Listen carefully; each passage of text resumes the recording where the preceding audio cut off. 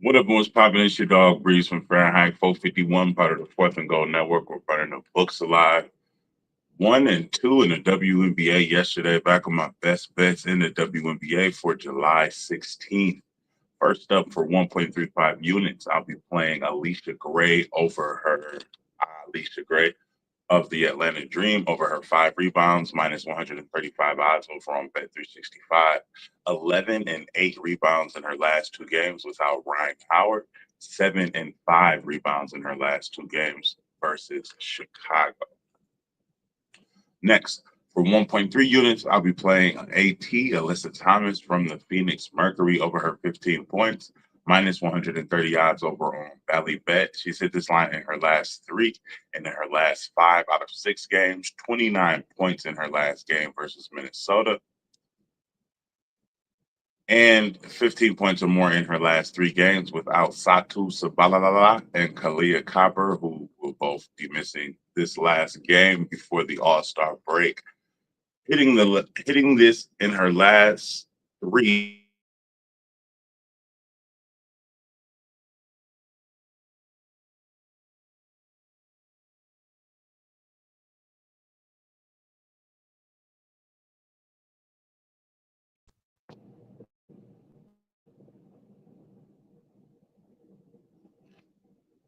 Okay. Are we back? Are we good? I think we're good.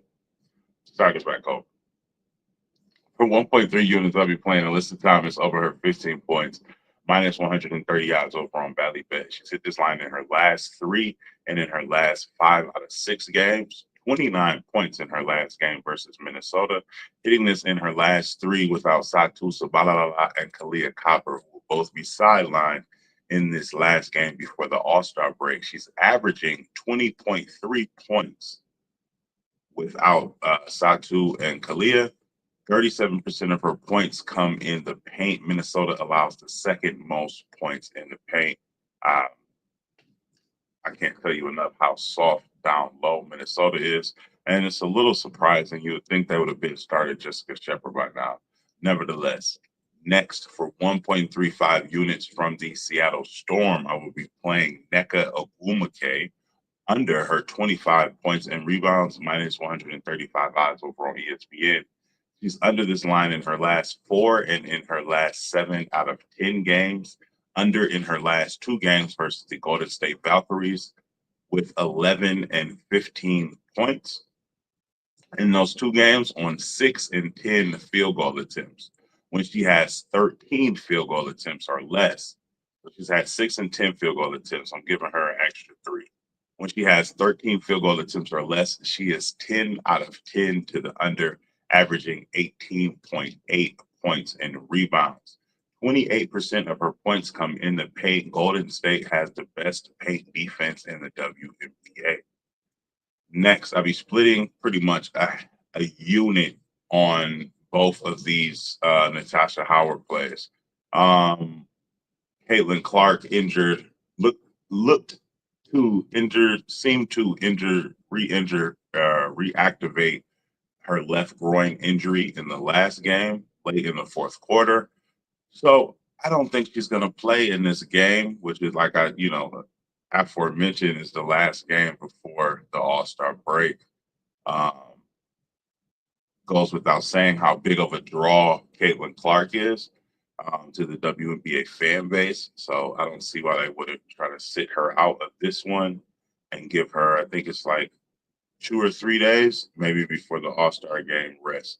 So I'm basing these plays of on Caitlin Clark, on the potential of Caitlin Clark not playing. For 0.53 units from the New York Liberty, I'll be taking Flash Natasha Howard over her 12 points, minus 106 odds over on FanDuel. She's had 18 points in each of her last 2 games, hitting this line in her last 6 out of 7 games. 9 field goal attempts or more in each. When she has 9 field goal attempts or more, she's hitting this line in her last 9 out of 10 games. And for half a unit flat, I'll be playing Natasha Howard over her 7 rebounds, plus 100 odds over on FanDuel. She's hitting this line in her last 6 out of 8 games, 9 rebounds or more in her last 5 out of 6 games, 8 rebounds in her last 1 out of 2 games versus New York in just 18 minutes. However, she's been averaging 26 minutes a game in her last 5 and in her last 10.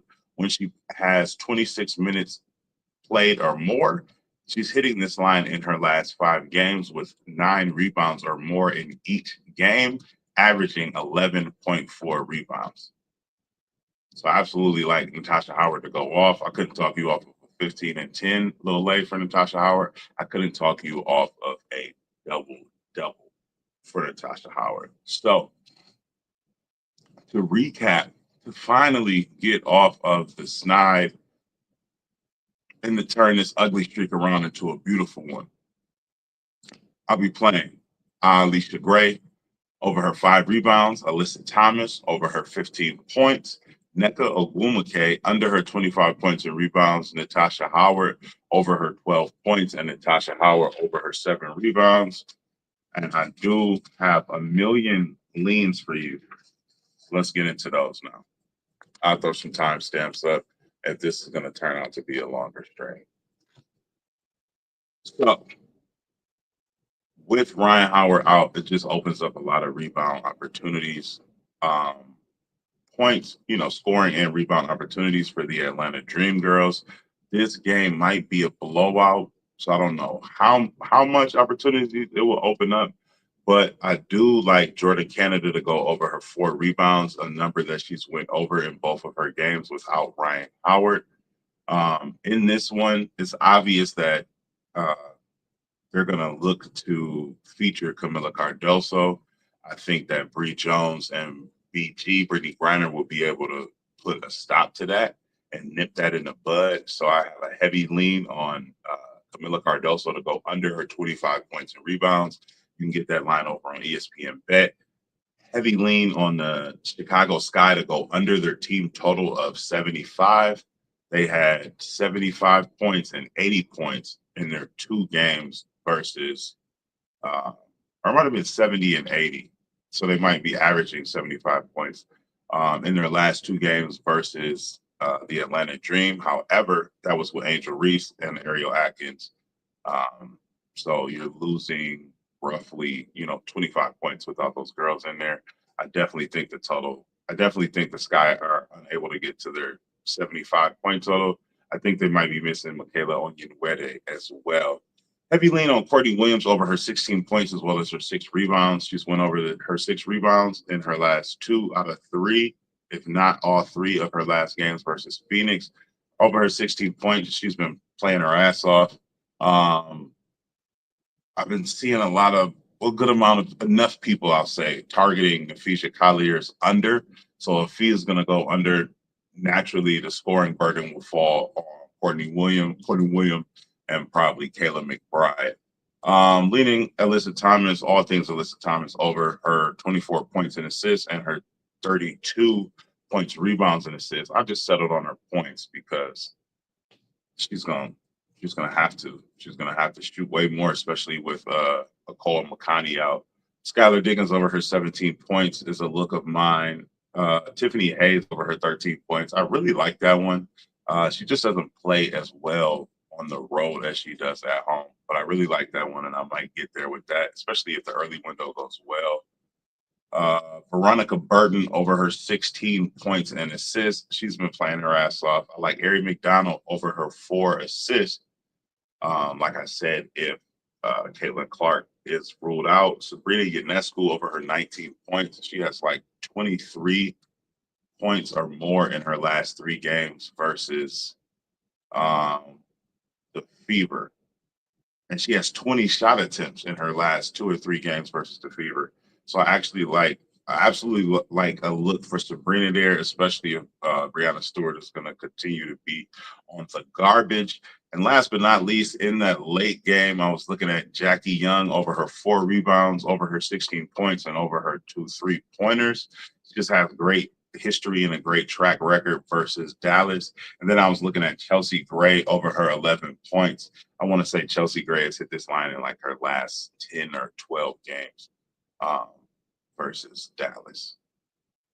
But Those are my leans. I gave you my officials. Like, comment, and subscribe for your daily sports betting videos and analysis. Let's keep burning them. As always, I will see you tomorrow. If you want access to all of my plays as soon as I place them for just 16 cents a day, subscribe to the Patreon. That will be linked down below. You can get your first month for just $1 by using the code 80 off. Love, peace, and fish grease, man. Let's continue to run up these units. You know the game. I'll make the plays.